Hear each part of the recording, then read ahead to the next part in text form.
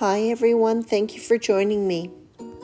I have a sweet pair of cards featuring Spellbinders Butterfly Burst. This whimsical die set is perfect for a light and airy color wash background. And as usual, if you see anything that grabs your attention, I'll have links in the description of this YouTube video or on my blog at bonniecarolee.com. I'm working on Canson XL watercolor using Airy paints. These watercolors contain mica and so they have lots of shimmer and shine. They're just gorgeous. I find that these paints take a little while to soften, so before I begin, I drop some water on each of the colors that I'm going to be using. To begin, both the front and back of the panel have been coated with clean water. The watercolor paper will lay flat and stick to my work surface while I'm working. The other bonus is that as it dries, it will minimize the warping. The color is just dropped onto the panel and the water does the work. Color washes are a very organic process. A soft blue has been used for both panels. On the first panel, I've combined it with a green and the second one with lavender.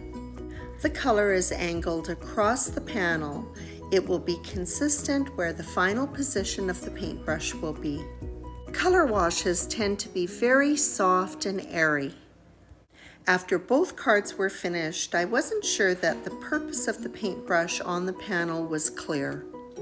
After both cards were complete, I ended up going back in carefully and adding in some paint splotches using blues and pinks and lavender. For me, that added touch just helped to tie that paintbrush better to the overall theme. I just continue dropping in color until I'm satisfied with the overall look. The color actually looks quite a bit more intense now than it will when it dries. It will lighten up considerably. When I'm done, the panels are left to dry and this does take a while. The panels then go into a spatter box. I'm using a small paintbrush and I'm going to be adding in the same colors that were used in the background. Generally speaking, I like a fine spatter, so I tend to use either a 0 or a number 1 water brush. The smaller the brush, the finer the spatter. The Butterfly Burst die set comes with a handful of sizes of butterflies that include the shadow and a detail die. I've die cut both pieces for each butterfly out of some very fine gold glitter paper. The shadow or the background of the butterfly has been stacked on a foam die cut, and then the detail one I'm centering over a line on my scoreboard and pressing down to get a fold. The liquid adhesive is applied just along the fold line.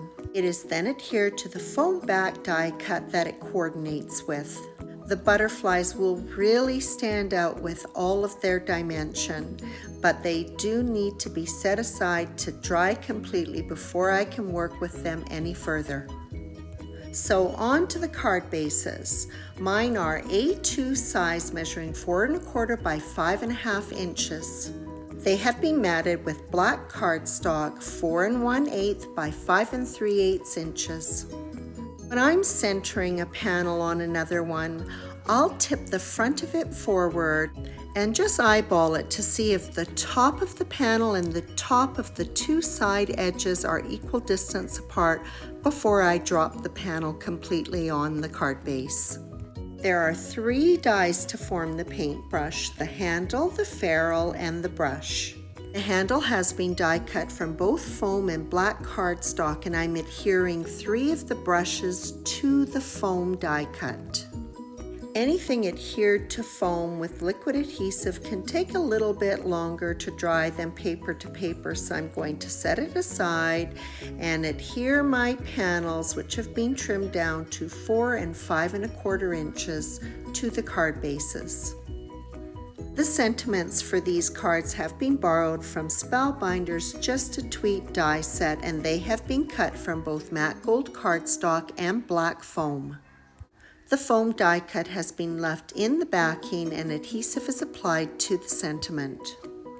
The foam die cut will have an impression, making it very easy to align the cardstock one to it.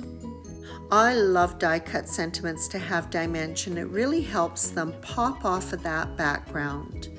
They do need to dry before I can remove the backing, so they're set aside for probably 10 or 15 minutes. So now back to the paintbrushes, and I can adhere the black cardstock handle and the ferrule to the foam die cut. And of course the butterflies are completely dry now, so I can go ahead and adhere the little black bodies with the antenna to them. The stack sentiments are removed from the excess foam and they are nicely aligned. The words are going to be adhered to a tag from one of Spellbinders' new set swallowtail tags. This set comes with 4 different sizes of tags. I'm using the largest one. This is one of those die sets that fits on the essential list. It's just nice to be able to highlight that sentiment a little bit further. I don't want the paintbrush taking up the entire panel. To have the paintbrush coming up from out of the corner, the handle will be trimmed off at an angle and then matched up to the edge of the panel. After all the elements are laid out on the card, they are adhered to it. For some final detail, I'm going to be adding in black sequins topped up with Nouveau Crystal Drops Morning Dew. When the Morning Dew is dry, it is clear, making them look like black Nouveau Drops. Why wouldn't I just add black Nouveau Drops to the panel? Well, there's a couple of reasons. Laying out the sequins gives me a good visual of what it's going to look like when they're all down. And at the end, if I don't like how one of the Nouveau Drops is positioned, I wait for it to dry and I can pop it off easily because I just use a dot of glue to adhere the sequin to the panel. And secondly, by applying the Nouveau Drops to the sequins, it helps it maintain a high dome shape. And as I mentioned earlier, I added in some paint splotches at the end of the brush. That wraps up this pair of whimsical cards featuring some new products by Spellbinders, Butterfly Burst and Swallowtail tags. I hope you enjoyed the video, and as always, I appreciate your visit.